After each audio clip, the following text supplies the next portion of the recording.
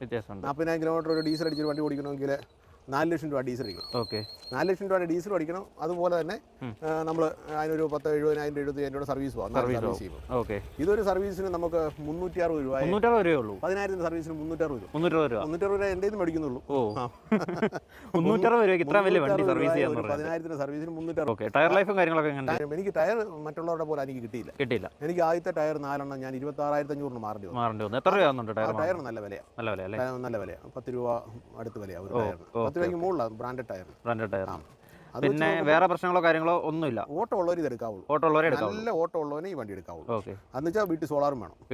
എന്നാലേ നമുക്ക് പറ്റുള്ളൂ. എനിക്ക് നമ്മുടെ വീട്ടിൽ സോളാർ ഉള്ളതുകൊണ്ട് നമുക്ക് കറണ്ട് മീതി ആയതുകൊണ്ട് മാത്രമാണ് ഈ വണ്ടി നമ്മൾ സെലക്ട് ചെയ്തത്. എത്ര മണിക്കൂർ വേണം ചാർജ്? സ്ലോ ചാർജ് ആകുമ്പോഴത്തേനും ടൈം എടുക്കും. 2200 ആകണമെങ്കിൽ ഏറ്റവും കുറഞ്ഞൊരു 10 മണിക്കൂർ വേണം. ഫാസ്റ്റ് ചാർജിങ്ങിന്റെ സാധനം കൊണ്ട് നമുക്കുണ്ട്. പക്ഷെ എന്നാലും ഒരു 4 മണിക്കൂർ ഉണ്ടാകും. അല്ല പുറത്ത് നമ്മൾ ഔട്ട് ചാർജ് ചെയ്ത് കഴിഞ്ഞാൽ അത്രയും